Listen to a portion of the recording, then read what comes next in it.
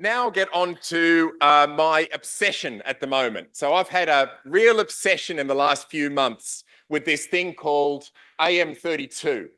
So AM32 is an open source ESC firmware. It's been around for a few years, but it got a real boost when BL-Heli-32 stopped, shipping new firmware. And now a lot of ESC vendors are switching over to the AM32 open source firmware. And it really is a fantastic firmware. Massive credit, particularly to Alka and to Unit, the lead developers of AM32. Done a fantastic job in developing this firmware.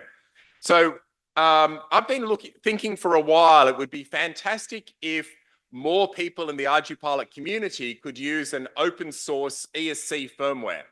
And so that we can have a more intimate relationship between the flight controller and the ESC, and it's easier for us to debug ESC issues because it's far too common to get issues with ESCs in Ardupilot-based vehicles. It's often very difficult to work out what is going wrong inside the ESC. So having an open source ESC where we can add additional debug information, where we can get really detailed internal information about what's happening in the ESC is a huge opportunity. So the AM32 is a very flexible design. At the moment, it supports 8 different microcontrollers. So there's STM32 and GD32 and AT32, and there's a RISC-V one that I've been working on, the CHV203, that will be merged soon into, I think, into AM32 main firmware. Of course, it supports things like D-Shot and BD-Shot and PWM inputs, and it supports EDT for extended D-Shot telemetry, giving you RPM and voltage and current. So that's the standard things, very similar to what you would get with BL-Heli, what you would have got with BL-Heli-32.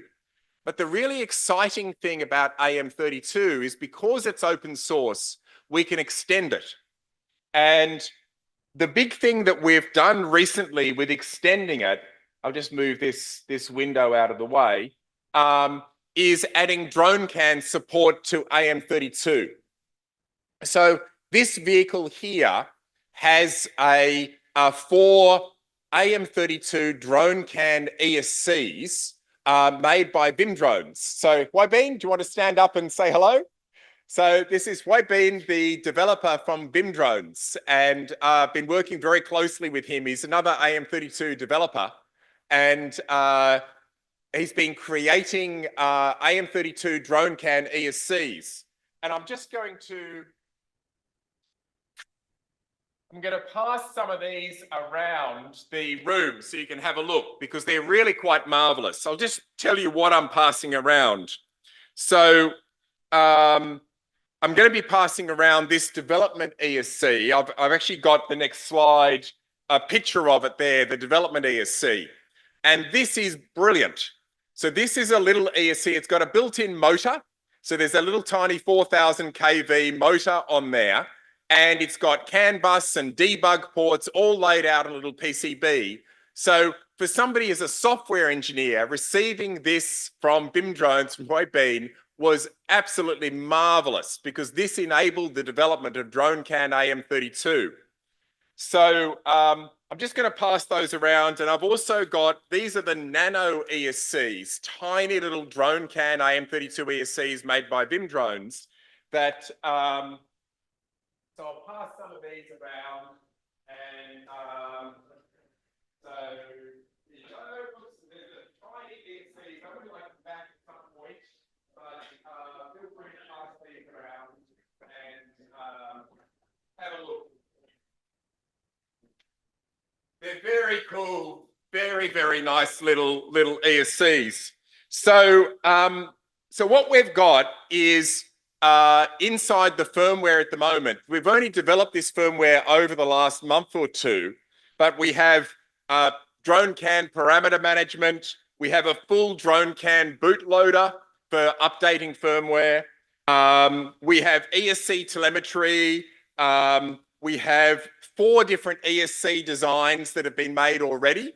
and there's more on the way. I'm being contacted, almost every week, another vendor contacts me about wanting to create an AM32 ESC. I'm expecting that a lot of vendors will start making their own ESCs because there's a reference design you can build against, and it's very, very easy to create a new ESC design that's perfect for your vehicle.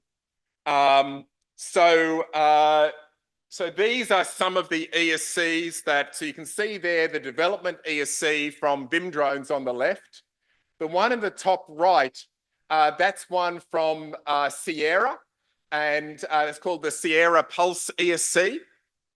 The one on the bottom right that's a bit hard to see there, that's a Team Black Sheep 12S ESC. Now I only had a photo of the one without DroneCAN, but there's a new version of that, which is based on the AT-F415 microcontroller. I've got a test version of it that is working with DroneCAN, but it's a 90 amp 12S ESC that has full DroneCAN support, which is marvelous to see a bit larger ESC coming out from a manufacturer like Team Black Sheep that has such a good reputation. Trappy, you're here somewhere in the audience, I believe. Yep, stand up and say hello. So we've got Trappy here from Team Black Sheep. So it's been marvelous working with TBS, and so they're going to be coming out with the DroneCAN version of their 90 amp 12S ESC. And then the little tiny micro one, the nano one in the middle there is one of the ones I'm passing around. Question at the back there?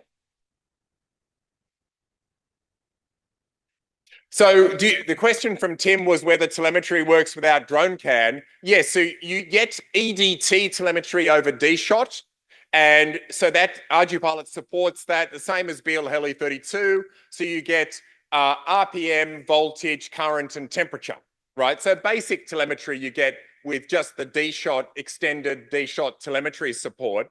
With DroneCAN, you can get a lot more data coming out. And so I'm expecting that at least for larger vehicles, most people would use DroneCAN-based ESCs. All right, so I'd like to talk a bit about future ideas for DroneCAN AM32 ESCs, because having the open source firmware gives us marvelous opportunities for doing more things with these ESCs.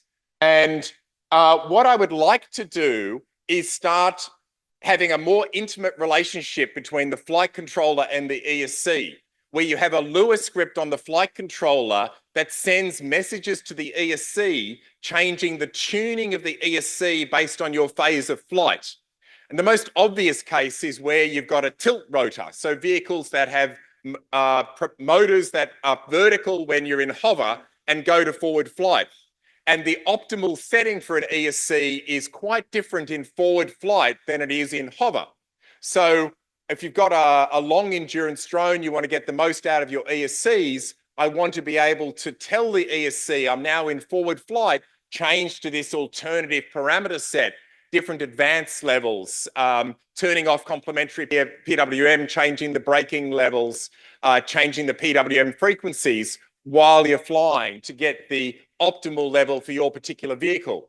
We could potentially do this in hover as well. If you're in a very quiescent state and you don't need very rapid control, you could adjust the ESC for maximum efficiency and then adjust it for maximum control when you need it, because it should be able to change very, very quickly, like in milliseconds, between the different configurations of the ESC. Now, this is all quite speculative. I haven't done much testing of this type of change, but I think it opens some interesting possibilities. So this is a new system that I've just added in the last week called FlexDebug. And this applies not just to AM32 ESCs, but to anyone making a DroneCAN peripheral.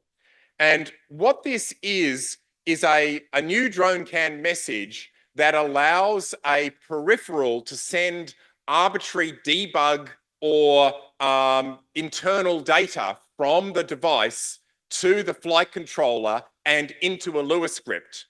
And in the particular example I'm running on this vehicle, I've got the vehicle sending a data structure with a whole lot of internal information about what's happening inside the ESC, and I'm getting it to appear on the ground station. So I'll just go and show what's happening here. So somewhere here, yes. So if you have a look here, this is my MAV proxy console, and I'm going to reach in and have a look at this little graph here. So what I'm graphing here now is the commutation interval from inside the ESC. So if I actually start some of the motors, then you'll see that that is now showing in real time the commutation interval, and I'll need to start up the other motors and let's see. So, and we should start getting real-time telemetry. All right, so what that's doing is you can see it's streaming here. This is the little FlexDebug message. And the FlexDebug message is just a blob of data. It's sending a raw data structure from inside the ESC at whatever rate you want. In this case, I'm sending 25 hertz, but it could be 200 hertz. You're sending this raw debug data. And that debug data is available to a Lua script running on the flight controller. And that Lua script can log the data to our Ardupilot onboard bin logs, or it can, in this case, I'm sending it to the ground station as name value float, or you can make decisions about it.